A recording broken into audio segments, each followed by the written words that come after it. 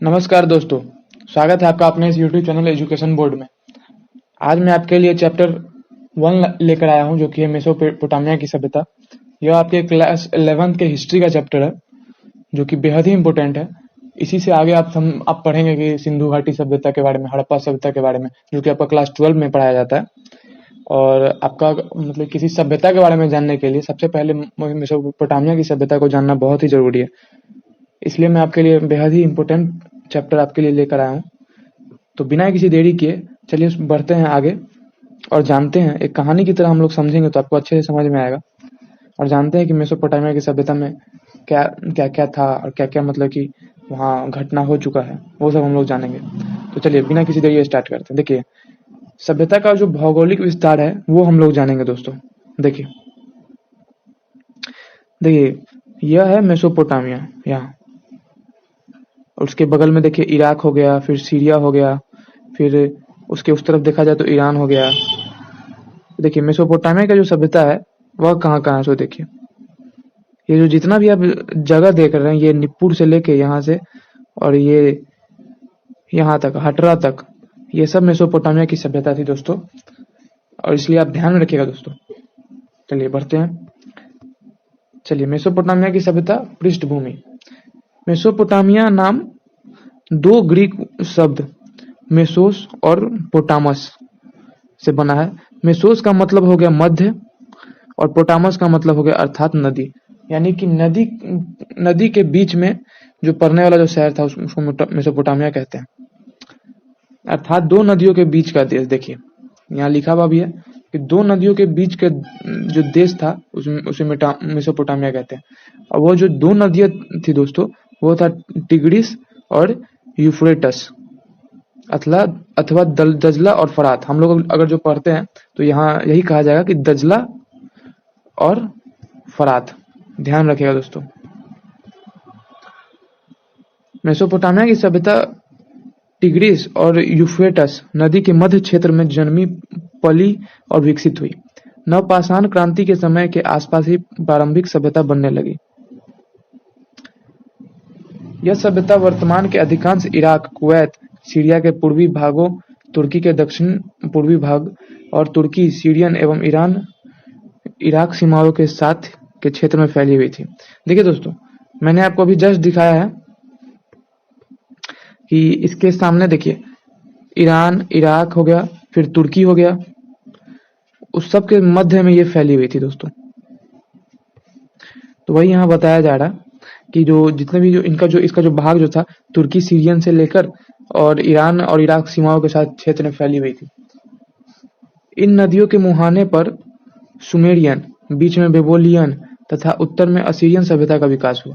हम लोग जानेंगे दोस्तों, यह एक सभ्यता थी, सुमेरियन सभ्यता, बेबोलियन सभ्यता और असीरियन सभ्यता। यह हम लोग अच्छे से समझेंगे दोस्तों। मेसोपोटामिया को विशेष रूप में सभ्यता के पालने के रूप में जाना जाता है, क्योंकि सबसे प्रभावशाली प्रारंभिक शहर, राज्यों और साम्राज्यों में से कुछ पहले वहां उभरे। हालांकि यह एकमात्र जगह नहीं है।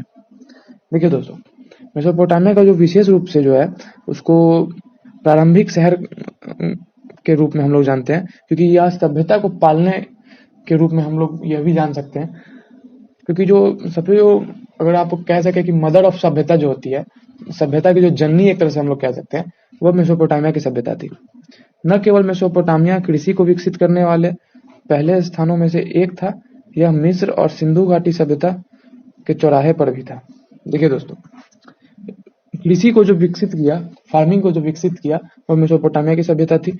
और मिस्र और सिंधु घाटी सभ्यता के चौराहे पर भी था। साक्ष्य इस सभ्यता में प्रौद्योगिकी, साहित्य, कानूनी कोड, दर्शन, धर्म और वास्तुकला का व्यापक उपयोग दर्शाता है, जिसने अन्य सभ्यताओं एवं संस्कृतियों को भी प्रभावित किया। मेसोपोटामिया की प्रमुख सभ्यता में सुमेरियन, देखिए 4000 से 2334 ईसा पूर्व, अक्कादियन 2300 से 1900 ईसा पूर्व, बेबीलोन 1900 से 1300 ईसा पूर्व और असीरियन 1300 से 612 ईसा पूर्व सभ्यता शामिल है। देखिए दोस्तों, ये एक बहुत ही मोस्ट इंपोर्टेंट है दोस्तों। यह हम लोग ध्यान में रखेंगे कि सुमेरियन सभ्यता जो थी जो 4000 से 2334 ईसा पूर्व, अक्कादियन जो थी वह 2300 से 1900 ईसा पूर्व, बेबीलोन जो था वह था 1900 से 1300 ईसा पूर्व, और असीरियन 1300 से 612 ईसा पूर्व। यह हम लोग दोस्तों ध्यान में रखेंगे, बहुत ही भी है ये दोस्तों। अब देखिए, अब सभ्यता की खोज कैसे कैसे हुई वो हम लोग जरा जानेंगे विस्तार से। 1850 ईस्वी में अंग्रेजी पुरातत्वविद रॉबिन्सन ने बेहिस्तून के पास एक ऊंचे टीले पर ईरानी शासक डेरियस द्वारा उत्कीर्ण कराया गया एक शिलालेख खोज निकाला और सफलतापूर्वक उसे पढ़ा। इस शिलालेख पर फारसी और बेबोलियन भाषा का मिश्रण अंकित था, जो मेसोपोटामिया की सभ्यता के प्रथम प्रमाण के रूप में पूरी दुनिया के सामने आया। देखिए दोस्तों, 1850 की ईस्वी में एक पुरातत्विक विभाग के अफसर थे जिनका नाम था रॉबिन्सन। उन्होंने बेहुस्तीन के पास एक ईरानी शासक का जो टीला था उसको खोज निकाला और उसी शिलालेख उसमें से कुछ शिलालेख निकले, कुछ अभिलेख निकले, जिसमें से उन्हें पढ़ा और उसी के बाद उसी शिलालेख पर बेबोलियन भाषा का उस पर जिक्र था। बेबोलियन भाषा में कुछ लिखा हुआ था और वही सबसे पहली बार अगर निकला मेसोपोटामिया की सभ्यता के बारे में तो यहीं से निकला था। फिर जाके देखिए 1921 ईस्वी में सूसा में एक काले पत्थर से निर्मित दूसरा शिलालेख प्राप्त हुआ, जिस पर बेबीलोनिया की भाषा में एक कानूनी संहिता लिपिबद्ध थी। यह था दूसरा प्रमाण। देखिए दोस्तों, दूसरा प्रमाण के रूप में देखें तो 1921 ईस्वी में, कहाँ 1850, फिर उसके बाद दूसरा में 1921 ईस्वी में सूसा में एक काले पत्थर पे कुछ कानूनी संहिता लिखी हुई थी, वह मिला था। अभी बेबीलोनिया भाषा में लिखी हुई थी। अब फिर देखें 19वीं सदी के आरंभ में सर लियोनार्ड वुलिन ने उर नामक स्थान के उत्खनन द्वारा बहुत ही महत्वपूर्ण अवशेष प्राप्त किए। मिट्टी की तख्तियां, इमारतों के खंड हैं, विभिन्न कलात्मक वस्तुएं तथा शासकों की समाधियां आदि। देखिए दोस्तों, कुछ सामान मतलब कि कुछ मिला जो उत्खनन द्वारा जो निकला था, और 19वीं उनके जो ये थे वो थे सर लियोनार्ड। उन्हीं के कारण ये सब अभिलेख और ये शिलालेख ये सब निकला। खुदाई के दौरान प्राप्त विभिन्न वस्तुओं के अध्ययन के बाद विश्व को महान सभ्यता पूरी दुनिया में के सामने आ गई थी। देखिए दोस्तों, 19वीं सदी के आरंभ में ही जो सर लियोनार्ड जो थे उन्होंने ही कुछ खुनवाया था, जो उसी से निकला था मिट्टी की तख्तियां, इमारतों के खंड वगैरह ये सब, और उससे ही पूरी दुनिया के सामने सबसे महान सभ्यता का पूरा खोज हुआ। मालूम पड़ा कि सबसे इतना महान सभ्यता भी है यहाँ पे। चलिए अब देखते हैं सभ्यता के जो जनक हैं उनके बारे में हम लोग जरा जानेंगे। सुमेरियन सभ्यता के जनक कौन थे? इस सभ्यता के मूल निवासियों के संबंध में ठोस प्रमाणों का अभाव में यह विवादास्पद प्रश्न है। देखिए दोस्तों, सुमेरियन सभ्यता के जो जनक है इसके बारे में अभी तक कुछ बताया नहीं जा सकता है, कोई जानकारी नहीं है इसके बारे में, कुछ ठोस सबूत नहीं है। इस वजह से यह एक विवादास्पद प्रश्न है। कुछ विद्वानों का मानना है कि सुमेरिया के मूल निवासी मंगोल अथवा द्रविड़ रहे होंगे। देखिए दोस्तों, किसी लोगों का मानना है कि जो सुमेरियन सभ्यता के जो जनक, जो मूल निवासी थे वो थे मंगोल अथवा द्रविड़। कुछ विद्वानों का मत है कि सुमेरिया सभ्यता में आर्य और द्रविड़ सभ्यता के तत्वों का समावेश है। देखिए दोस्तों, और कुछ लोग कहते हैं कि द्रविड़ और आर्य लोगों की सभ्यता थी वहां पे। इसके अलावा कुछ इतिहासकारों के अनुसार भूमध्य सागरीय लोग सुमेरिया की सभ्यता के जनक थे। डॉक्टर किथ का मत है कि सिंधु और सुमेरियन दोनों सभ्यताओं में पर्याप्त समानता प्रतीत होती है, इसलिए यह सभ्यता सिंधु घाटी सभ्यता के ज्यादा नजदीक मानी जाती है। देखिए दोस्तों, डॉक्टर किथ जो थे उनका मानना था कि सिंधु घाटी और सुमेरियन दोनों सभ्यताओं में पर्याप्त समानता प्रतीत होती है, एक समझिए तो पूरा सिमिलैरिटी था, इसलिए यह जो सभ्यता थी वह सिंधु घाटी सभ्यता के ज्यादा नजदीक मानी जाती है। अब हम लोग दोस्तों जानेंगे कि मेसोपोटामिया की जो प्रमुख सभ्यता थी वह हम लोग जानेंगे सुमेरियन सभ्यता। देखिए, अगर आप ये देखिए 4000 ईसा पूर्व के अंत में सुमेर को कई स्वतंत्र राज्य में विभाजित किया गया था, जिन्हें नगरों और रक्षात्मक दीवारों द्वारा अलग किया जाता है। प्रत्येक शहर एक विशेष संरक्षण देवता या देवी को समर्पित एक मंदिर पर केंद्रित था और एक पुजारी राज्यपाल या राजा द्वारा शासित था। जो शहर के धार्मिक संस्कारों से पूरी तरह जुड़ा हुआ था। देखिए दोस्तों, सुमेरियन सभ्यता के बारे में अगर जाने तो 4000 ईसा पूर्व के अंत में सुमेर को कई स्वतंत्र शहर मिले, कई स्वतंत्र राज्य मिले जो विभाजित किया गया था, और जो नगर को रक्षात्मक दीवारों से अलग अलग किया गया था, मतलब कि दीवार लगा दिया गया था बड़े बड़े लंबे लंबे, ताकि वह सेफ रह सके। प्रत्येक शहर में एक विशेष संरक्षण देवता या देवी का मंदिर था, और उनकी ही लोग पूजा करते थे, और जो पुजारी जो थे वह राज्यपाल थे, और उनका एक राजा होता था, वही शासन करता था और धार्मिक संस्कारों से पूरी तरह जुड़ा हुआ था। इस सभ्यता के कुछ प्रमुख शहर थे उरक, निपुर, किस, अम्मा आदि। देखिए दोस्तों, यहाँ अगर हम लोग मैप पे चले तो देखिए दोस्तों, सुमेर सभ्यता यहाँ है, और यहाँ देखिए उरक है, उर है, किस है, ठीक है। और देखिए ये जो था वो एशिया के नजदीक ही था, और बगल में हमारा अरेबियन डिजर्ट पड़ जाता है। तो लगभग 2600 ईसा पूर्व के बाद सुमेरियाई शासकों की शक्ति छीन होने लगी थी। देखिए दोस्तों, सुमेरियाई जो शासक जो थे उन कमजोर पड़ने लगे थे लगभग 2600 ईसा पूर्व के बाद। देखिए ये मैप में हम लोग ध्यान से दोस्तों देखेंगे, यही मैप है दोस्तों, और इनके 4 शहर थे, वो थे उरक, निपुर, किस और अम्मा।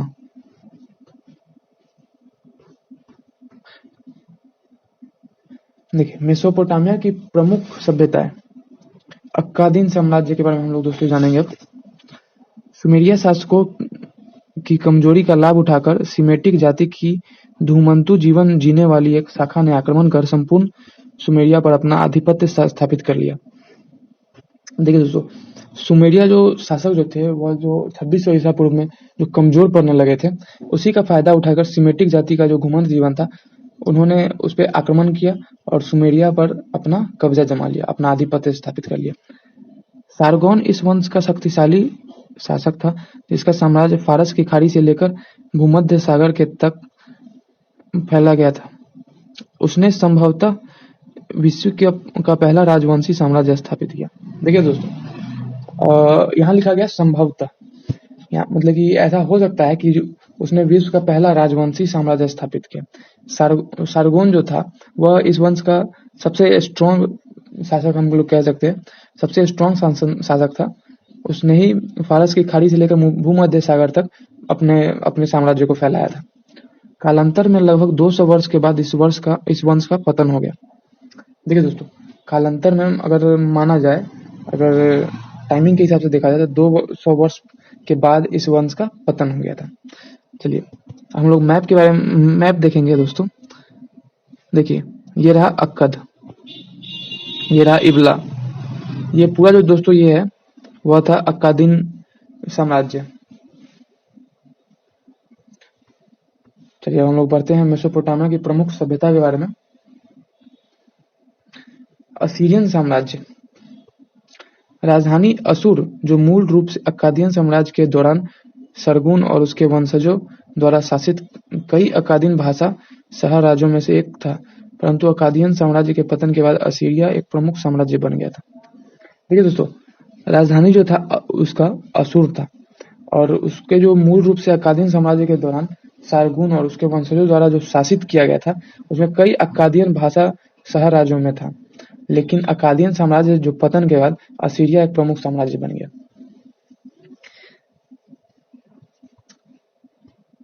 ईसा पूर्व 21वीं सदी के उत्तरार्ध से पहले लेकर 7वीं सदी के उत्तरार्ध तक 1400 साल तक अक्कादियन बोलने वाले असीरियन विशेष रूप से उत्तर मेसोपोटामिया में प्रमुख शक्ति थे। इस अवधि के अंत तक साम्राज्य अपने चरम पर पहुंच गया था। देखिए दोस्तों, अगर देखा जाए तो 21वीं सदी के उत्तरार्ध से लेकर लगभग 1400 साल तक अक्कादियन बोलने वाले असीरियन विशेष रूप से मेसोपोटामिया के प्रमुख शक्ति थे। इस अवधि के अंत तक साम्राज्य अपने चरम पर पहुंचा था। कब पहुंचा था दोस्तों? तो 1400 साल तक। उस समय असीरियन साम्राज्य पश्चिम में मिस्र और साइप्रस से फारस की सीमाओं तक फैला हुआ था। पूर्व में आधुनिक ईरान असीरियन प्रभुत्व का प्रमुख अपवाद हम्मुराबी द्वारा स्थापित बेबीलोन साम्राज्य था। देखिए दोस्तों, उस टाइम पे अगर देखा जाए तो असीरियन साम्राज्य जो थे वो पश्चिम में मिस्र और साइप्रस से फारस की सीमाओं तक फैल गया था, जो कि पूर्व में देखा जाए तो अभी का जो है आधुनिक जो ईरान है वह उस टाइम का मिस्र और साइप्रस की फारस की जो सीमाएं थी। असीरियन प्रभुत्व का जो प्रमुख जो अपवाद है हम्मुराबी द्वारा स्थापित बेबीलोन साम्राज्य था। देखिए दोस्तों, अब हम लोग मैप की ओर चलते हैं दोस्तों, तो इसमें आपको मालूम पड़ेगा बेबीलोन साम्राज्य किधर है। देखिए दोस्तों, ये हो गया बेबीलोन आपका, ये था मेसोपोटामिया, ये असुर जो कि राजधानी थी वहां की, और ये देखिए बगल में हमारा सीरिया है, यहाँ पे एनाटोलिया है। ये हम लोग दोस्तों पढ़ेंगे अच्छे से। चलिए बढ़ते हैं अपने नेक्स्ट टॉपिक की तरफ, जो कि है मेसोपोटामिया की जो बेबीलोनियन सभ्यता। बेबीलोनिया मध्य मेसोपोटामिया में एक मामूली शहर राज्य था। 1792 से 1750 ईसा पूर्व तक हम्मुराबी के शासन के साथ चीजें बदल गई। वह एक कुशल शासक था जिसने कराधान के साथ एक केंद्रीकृत नौकरशाही की स्थापना की। हम्मुराबी ने बाबुल को विदेशी शासन से मुक्त किया और फिर पूरे दक्षिणी मेसोपोटामिया पर विजय प्राप्त की, जिससे क्षेत्र में स्थिरता और बेबीलोनिया का नाम आया। देखिए दोस्तों, अब देखिए बेबीलोनियन सभ्यता के बारे में हम लोग जानेंगे दोस्तों। जो बेबीलोनिया जो सभ्यता थी और मेसोपोटामिया के एक नॉर्मल सा शहर राज्य था, लेकिन 1792 से 1750 ईसा पूर्व तक हम्मुराबी के शासन के साथ सब कुछ बदलते चला गया। वह एक कुशल शासक था जिसने कराधान के साथ एक केंद्रीकृत नौकरशाही की स्थापना की, और वही हम्मुराबी ने बाबुल को विदेशी शासन से मुक्त किया और फिर पूरे दक्षिणी मेसोपोटामिया पर विजय प्राप्त की। और वहीं से दोस्तों जिसमें जो क्षेत्र जो था उसमें बेबीलोनिया का नाम आया था। बाबुल के इस पहले राजवंश महत्वपूर्ण कार्यों में से एक 1754 ईसा पूर्व के कानून का संकलन था, जिसमें हम्मुराबी और संहिता कहा जाता है। देखिए दोस्तों, बाबुल के जो पहले जो राजवंश थे, इसमें से जो 1754 ईसा पूर्व के कानून का संकलन था, उसमें हम्मुराबी और संहिता कहा जाता था।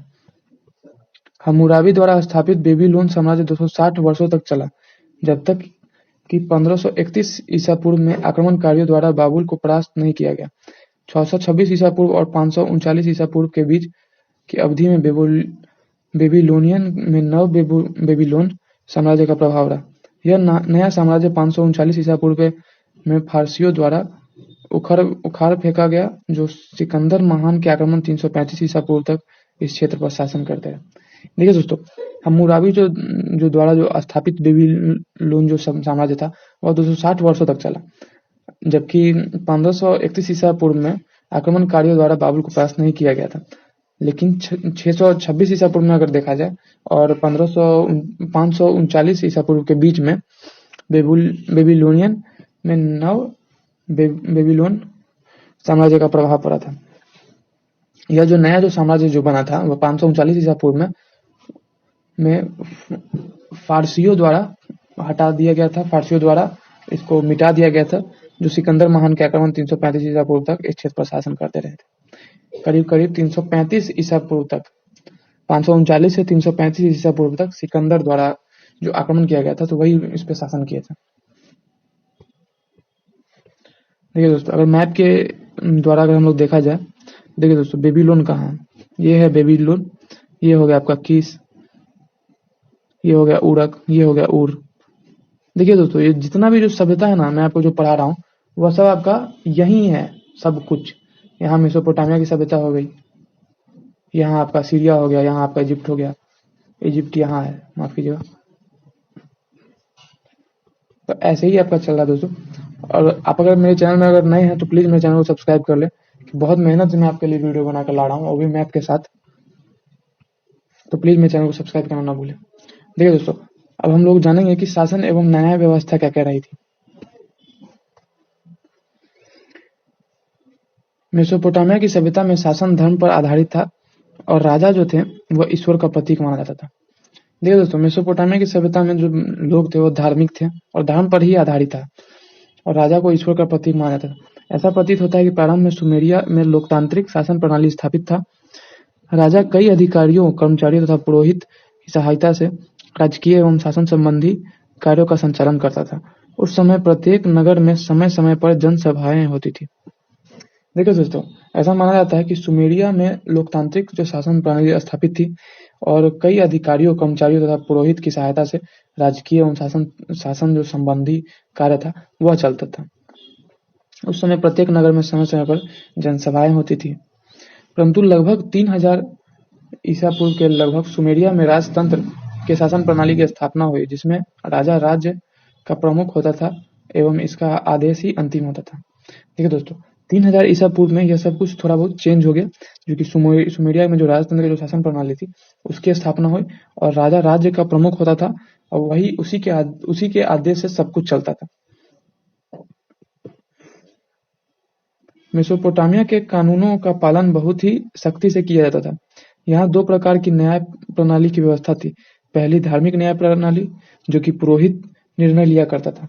दूसरी राजकीय न्यायालय, जो कि राजा प्रमुख न्यायाधीश होता था। देखिए दोस्तों, मेसोपोटामिया के कानून में दो न्याय प्रणाली थी, जो कि थी धार्मिक प्रणाली और दूसरा राजकीय न्यायालय, जिसमें अगर पहला में अगर देखा जाए तो पुरोहित जो थे वह निर्णय लेते थे और दूसरे में जो राजा जो थे वह प्रमुख न्यायाधीश के रूप में आते थे। मुकदमे की सुनवाई का रिकॉर्ड लिखित रूप में रखा जाता था।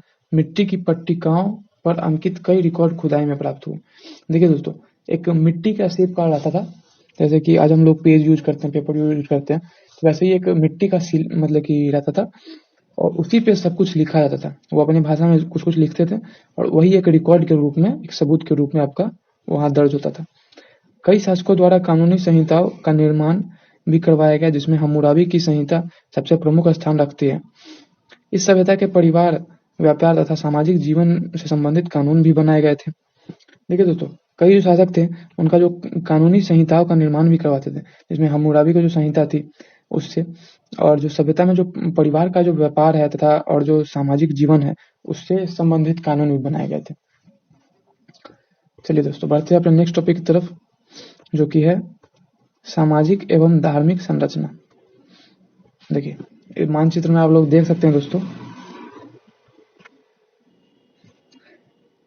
चलिए दोस्तों, मुख्य जो 3 वर्ग जो थे उसमें विभाजित है समाज जो मुख्यतः जो है। तो हम लोग जानेंगे सबसे पहले उच्च वर्ग जो थे, शासक थे, पुरोहित थे, राज्य के बड़े अधिकारी थे। देखिए दोस्तों, जो आप समझ रहे हैं, जो समाज में अगर जो न्याय दे रहा है तो 2 प्रकार की न्याय प्रणाली थी। एक पहली थी राजपुरोहित वाली और दूसरा जो था जो राजा की तरफ से जो चलता था सो। तो उच्च वर्ग में जो भी आते थे वह थे शासक, पुरोहित, राज्य के बड़े अधिकारी। और मध्यम वर्ग में जो थे वह थे दोस्तों बड़े कृषक, व्यापारी आदि। और निम्न वर्ग में जो थे दास, श्रमिक और छोटे किसान। समाज में दास प्रथा का प्रचलन था। स्त्रियों की स्थिति अच्छी थी, उन्हें संपत्ति रखने का अधिकार एवं व्यवसाय करने की स्वतंत्रता थी। समाज में स्त्रियों का सम्मान होता था।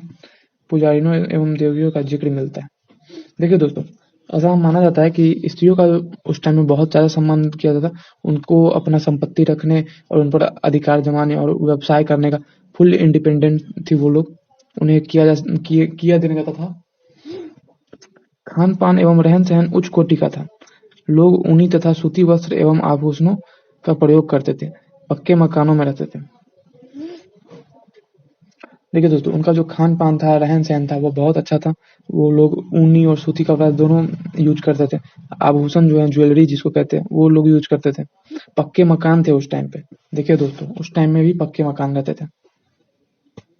मेसोपोटामिया का धर्म बहुदेववादी था। मानव रूप में कई देवताओं में विश्वास करते थे। देवताओं का कोई सामान्य समूह नहीं था। प्रत्येक शहर राज्य में अपने स्वयं के संरक्षक, मंदिर और पुजारी राजा थे। इन देवताओं के मंदिरों का निर्माण बड़े पैमाने पर जिगरेट्स के साथ किया गया था, जो अधिकांश शहरों के केंद्रों में थे। इन संरचनाओं को बनने में हजारों लोगों को कई साल लग गए होंगे। देखिए दोस्तों, मेसोपोटामिया जो था, उनका जो धर्म था वह बहुत देववादी था। बहुत तरह तरह के जो भगवान थे उनके, अलग अलग रूप में भगवान को पूजा करते थे, आराधना करते थे। और उनके जो प्रत्येक जो शहर है, राज्य है, उनका जो संरक्षक है, मंदिर और पुजारी राजा है, उनका अलग अलग देवता थे, अलग अलग मंदिर था। प्रमुख देवता जो थे दोस्तों वो थे एन, इनकी, इनलिल, इनन्ना, उतु, सीन आदि। उनके देवताओं के नाम थे दोस्तों एन, इनकी, इनलिल, इनिन्ना, उतु, सीन आदि। दोस्तों ध्यान में रखिएगा दोस्तों, ये एमसीक्यू में जरूर पूछा जाता है, ये आप लोग ध्यान में रखिएगा दोस्तों, बहुत वीवीआई है। चलिए बढ़ते हैं दोस्तों आर्थिक संरचना की तरफ, जो कि मोस्ट इंपोर्टेंट है आपके लिए। संग्रहकर्ता से शिकारी और फिर किसान और पशुपालक बनने तक के इतिहास सफर में के प्रमाण मिलते हैं। देखिए दोस्तों, संग्रहकर्ता से शिकारी और फिर जो देखिए सबसे पहले जो था उस टाइम में किसान, ये खेती बाड़ी तो थी नहीं, तो पहले वो लोग शिकारी थे, वो लोग जानवरों को मार के उनको खाते थे। उसके बाद फिर किसान बने और किसान से ही उन्होंने पशुपालन करना स्टार्ट किया। इस सभ्यता में इंसानों के खेती करने और पशुओं को पालने का के पहले साक्ष्य मिलते हैं। यही एक सभ्यता है दोस्तों, शुरुआत से अगर जाना जाए एक पुरानी सभ्यता है, मान लीजिए कि उसमें ना पशु से लेकर और किसानी खेती तक की साक्ष्य मिलते हैं। उस समय सिंचाई के लिए नहरों और जलाशयों की व्यापक व्यवस्था थी, भी विकसित हो गई थी, और पशुओं के दूध से कई तरह के उत्पाद भी बनने शुरू हो गए थे। देखिए दोस्तों, उस टाइम में भी पशु के जो दूध से, जैसे कि आज हम लोग पनीर बनाते हैं, मक्खन बनाते हैं, घी निकालते हैं, दही बनाते हैं, तो वैसे उन लोगों को भी कुछ न कुछ दूध से अलग अलग उत्पाद बनाना स्टार्ट कर दिया था। इस सभ्यता से पहिए के आविष्कार के प्राचीनतम साक्ष्य मिलते हैं। मृद भांडों का निर्माण, देखिए दोस्तों, यही एक सभ्यता है दोस्तों, जिससे आप देख सकते हैं कि दूध से अलग अलग उत्पाद भी बना रहे हैं, और इसी सभ्यता से खेती किसानी भी हो रही है, पशुपालन भी हो रही है। इसी सभ्यता से दोस्तों पहिए का आविष्कार भी हुआ है। मूल व्यवसाय जो था इन लोगों का वो था कृषि एवं पशुपालन। प्रमुख फसलें जो थी गेहूं थी, जौ थी, खजूर था, दाल था, विभिन्न प्रकार की सब्जियां इत्यादि। प्रमुख पशु जो थे वो गाय, बैल, भेड़, बकरी, गधा, कुत्ता इत्यादि। स्थिर जलवायु, उर्वर मिट्टी एवं नदियों के कारण मीठे पानी की सतत आपूर्ति ने कृषि एवं पशुपालन की उत्पत्ति एवं विकास के लिए आदर्श परिस्थितियां प्रदान की। देखिए दोस्तों, आपको तो पता ही है कि दोनों तरफ से नदी बहती थी, और उसी कारण से नदी बहने के कारण इनको मीठा जल भी मिल रहा था, उर्वर मिट्टी भी थी, और जो जलवायु था वो बहुत अच्छा था। इस कारण से दोस्तों वो पूरा कृषि के लिए ही पूरा एक तरह से समझिए कि आप बन चुका था वह जगह। विभिन्न प्रदेशों एवं तत्कालीन साम्राज्यों के साथ संपन्न वाणिज्य एवं व्यापार के साक्ष्य मिलते हैं। गिलगामेश का महाकाव्य, प्रमुख आयात लेपिस लजुली अफगानिस्तान से। देखिए दोस्तों, लेपिस लजुली जो थे अफगानिस्तान से थे। ऑब्सिडियन अनातोलिया से। कार्नेलियन मनके एवं हाथी दांत के सामान सिंधु घाटी से। देवदार लेबनान से इत्यादि। देखिए दोस्तों, विभिन्न जो प्रदेश से एवं तत्कालीन साम्राज्यों के साथ जो व्यापार के जो साक्ष्य मिलते हैं वह गिलगामेश से मिलते हैं, फिर लेपिस लजुली से, फिर कार्नेलियन से मनके के हाथी के दांत वगैरह मिलते हैं इत्यादि। सुमेरियन मंदिरों ने बैंकों के रूप में कार्य किया और बड़े पैमाने पर पहली ऋण प्रणाली विकसित की। व्यावसायिक ऋण एवं कृषि उपभोक्ता ऋण। बेबीलोनियों ने वाणिज्यिक बैंकिंग की प्रारंभिक प्रणाली विकसित की। देखिए दोस्तों, अगर किसी को अगर पैसे की जरूरत है, मतलब उस टाइम में जो पैसे का जो फॉर्म चलता होगा, अगर उनकी जरूरत है तो अपने हिसाब से उनका बैंक भी बना था, और बड़े बड़े प्रणालियों में पहली ऋण प्रणाली विकसित भी की गई थी, जो कि थे व्यावसायिक ऋण और कृषि ऋण, उपभोक्ता ऋण इत्यादि थे। लेखन कला देखिए दोस्तों, यह था इनका लेखन प्रणाली। यह है दोस्तों इनका लेखन प्रणाली। इस सभ्यता में लिखने पढ़ने के लिए एक लिपि प्रणाली का भी विकास किया गया, जिसे क्यूनिफॉर्म यानी किलाक्षर लिपि कहते हैं। गीली मिट्टी पर संकेतों को अंकित करने के लिए इस्तेमाल की जाने वाली स्टाइलस के त्रिकोणीय टिप के कारण क्यूनिफॉर्म का शाब्दिक अर्थ पच्चर के आकार का है। देखिए दोस्तों, यह जो आप ये जो लेख देख रहे हैं, अभिलेख जो है वह इसे क्यूनिफॉर्म कहा जाता है, जो कि गीली मिट्टी पर लिखा जाता था अंकित करने, और वही जब सूख जाती थी तो उस पर पूरा अंकित हो जाती थी। मेसोपोटामिया में लिखी गई सबसे प्राचीन भाषा सुमेरियन थी। ध्यान में रखिएगा दोस्तों, मेसोपोटामिया में सबसे प्राचीन भाषा जो थी वह सुमेरियन थी। सुमेरियन के साथ प्रारंभिक मेसोपोटामिया में सेमेटिक भाषा बोली जाती थी। अक्कादियन और असीरियन साम्राज्य के दौरान दौरान सुमेरियन भाषा के स्थान पर अक्कादियन बोलचाल की प्रमुख भाषा के रूप में उभरी, लेकिन सुमेरियन प्रशासनिक, धार्मिक एवं साहित्यिक भाषा के रूप में बनी रही। देखिए दोस्तों, मेसोपोटामिया में जो सबसे प्राचीन भाषा बोली जाती है वह थी सुमेरियन भाषा, और सुमेरियन के साथ ही मेसोपोटामिया में सेमेटिक भाषा भी बोली जाती थी। फिर अक्कादियन और असीरियन साम्राज्यों के दौरान सुमेरियन भाषा के स्थान पर अक्कादियन बोलचाल की प्रमुख भाषा में उभरी। फिर लेकिन जब सुमेरियन प्रशासनिक जो थे, धार्मिक जो थे, साहित्यिक भाषा के रूप में बनी रही। जो सुमेरियन भाषा जो थी दोस्तों, वह प्रशासनिक, धार्मिक एवं साहित्यिक भाषा के रूप में बनी रही। लेखन के उदाहरण व्यक्तिगत एवं व्यापारिक पत्र, रसीदें, शाब्दिक सूची, कानूनी संहिता, दैनिक रिकॉर्ड, गिलगामेश का महाकाव्य इत्यादि। देखिए दोस्तों, लेखन के उदाहरण में अगर देखा जाए तो व्यक्तिगत एवं व्यावसायिक पत्र थे, रसीद मिली थी, शाब्दिक सूची थी, कानूनी संहिता मिली थी, दैनिक रिकॉर्ड कुछ कुछ थे, फिर गिलगामेश का महाकाव्य भी था। चलिए दोस्तों, अब हम लोग देखते हैं कला एवं स्थापत्य के बारे में। इस सभ्यता ने गणित के क्षेत्र में भी काफी महारत हासिल की थी। बेबीलोनियन 60 पर आधारित प्रणाली थी, जिसमें 1 मिनट में 60 सेकंड, 1 घंटे पर 60 मिनट और 1 सर्किल में 360 डिग्री होते थे। देखिए दोस्तों, आज जो हम लोग पढ़ते हैं 1 मिनट में 60 सेकंड, 1 घंटे में 60 मिनट, वह उस टाइम में भी प्रचलित थी दोस्तों। सोचिए, इतनी पुरानी सभ्यता है और उस टाइम में उन लोगों को इतना जानकारी था कि 1 घंटे में 60 मिनट होती है, 1 मिनट में 60 सेकंड होते हैं और 1 सर्कल में 360 डिग्री होती है। बेबीलोनियंस को ग्रह नक्षत्र विज्ञान का बहुत ही गहरा ज्ञान था। अपने गणितीय ज्ञान का प्रयोग करके ही उन्होंने 1 साल में 12 महीने के सिस्टम की नींव रखी। इसके अलावा 1 हफ्ते में 7 दिन की प्रणाली थी, उन्होंने ही प्रारंभ की थी। देखिए दोस्तों, बेबीलोनियंस जो थे, उनको नक्षत्र विज्ञान का भी बहुत ही गहरा ज्ञान था। वो अपने मैथमेटिक्स के जो भी उनका जो ये तरीका था, उनसे उन्होंने 1 साल में 12 महीने का भी सिस्टम निकाल लिया और 1 हफ्ते में 7 दिन का भी निकाल लिया। सभ्यता स्थापत्य के मामले में भी उन्नत थी।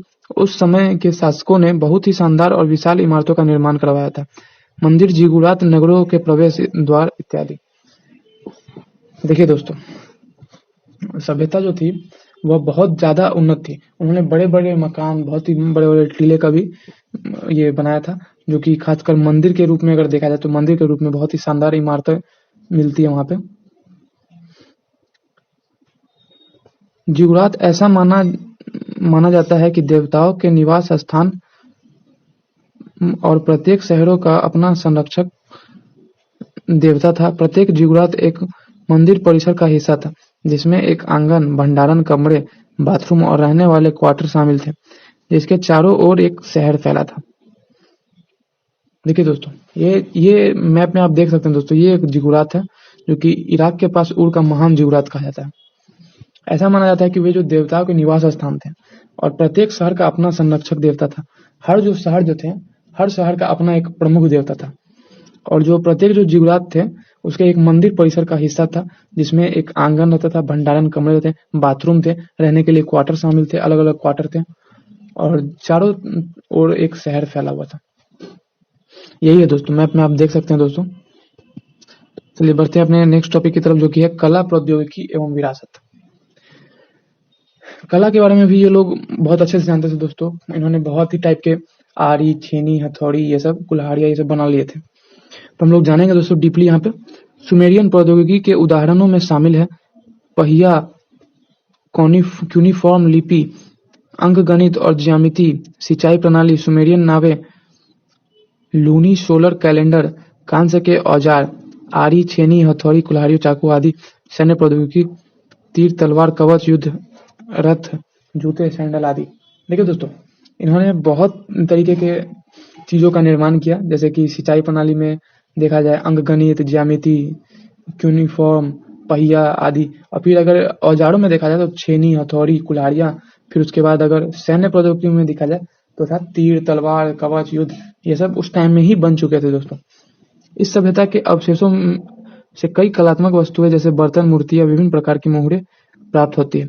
मूर्ति कला के क्षेत्र में देवताओं और राजाओं की उत्कृष्ट मूर्तियों का भी निर्माण हुआ है।